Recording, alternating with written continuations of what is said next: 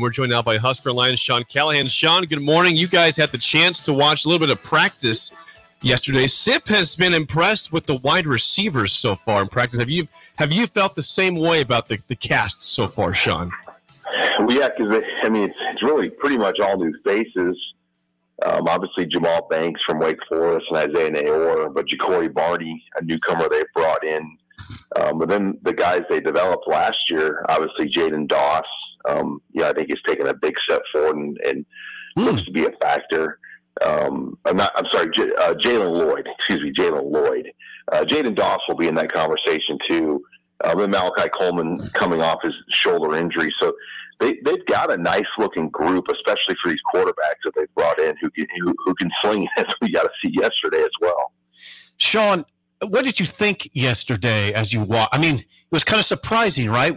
They let the herd of media in, and I don't know, there's 50 or so. And all of a sudden, it's like, it was amazing. We're watching them in full group 11 on 11 going down trying to go down the field against, they're thudding pretty hard, not tackling to the ground. What did you think of that whole scene? Yeah, it was a situational drill. Okay. There wasn't a full move the ball scrimmage, but it was great to see just live football and not just, positional drills that we normally get to see. Because normally we get to watch stretching, warm-ups, and maybe the individual position drills going on where they're jumping ropes and bags and things like that. But, yeah, just to see Raiola live as a Husker, I mean, that was something, and seeing some of these other receivers and, seeing the intensity that Tony White's defense comes at you with. I mean, they were bringing heat. I mean, Raiola, when you think about a kid straight out of high school, I mean, they were bringing different looks and pressures at him and Daniel Callahan and Heinrich Harburg, in the middle of the very beginning of the practice. So, just seeing that intensity live in person, you got a good gauge of things. Well, what'd you think of Raiola? I mean, Sean, that's what people are going to wonder.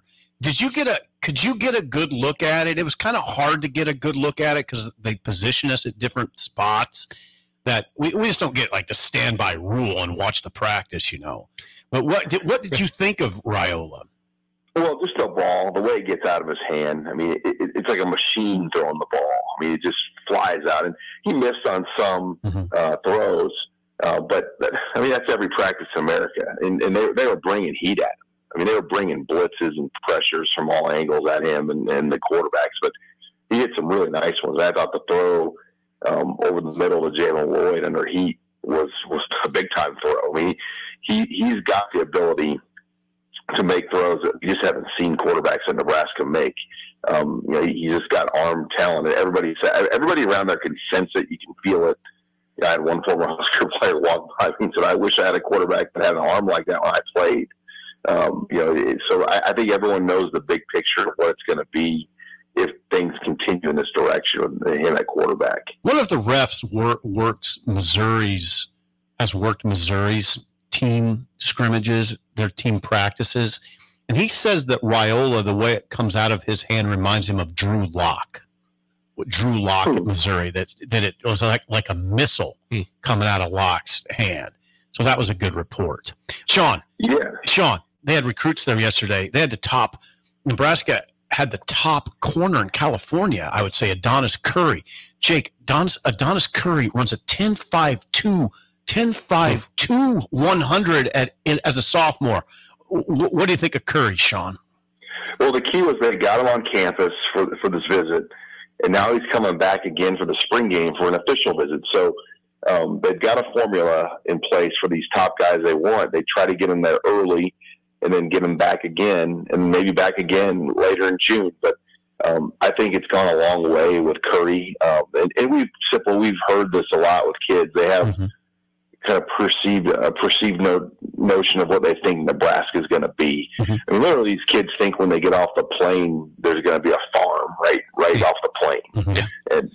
And when they see it and experience it, I think it goes a long way. And Tony White, and now we've had this happen now, except with two of the top California players, Noel McCall, the linebacker, and now Adonis Curry, the corner, has done an outstanding job recruiting Southern California. I mean, these kids really are impressed with him. the effort, the time that he's put into recruiting them. And Adonis Curry was the same way. Yep. I mean, Tony White, you asked him yesterday, why are you looking at Nebraska? And the first thing he said was Tony White, because my relationship with Tony White, because Tony White's been a defensive backs coach, because of the way they play defense. And man, and he also remarked on Sean on the intensity of Nebraska's practice. It always makes an impression on me, Sean, how intense a Division I practice is. And then there's a lot of moving parts to it too. I mean, as Matt Rule proudly will say, there's nobody standing around. And I think for years that had been the complaint of the old timers.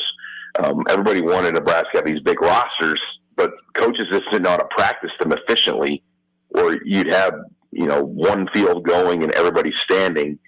Rule operates 3 fields of practice, during the peak of things, and they've divided it up in these 3 teams. So he really has maximized what they can do in this period. And, the way you get better is development and live reps, and they do a really good job of that with their practices.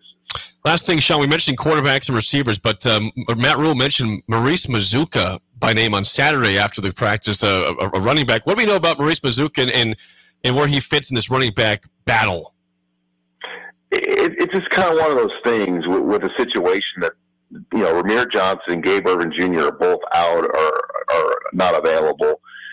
Quentin Ives is a hamstring injury. So I think this is one of those conversations, like maybe it'll be a factor someday, but I don't see him in the mix when all the other backs are back. I mean, I just think he's getting an opportunity because of the numbers right now and who's available at running back, and he's doing a good job, and that's what you want to see. Sean, always good stuff. Thanks for the time. We'll chat with you again next week. Hey, thanks, guys.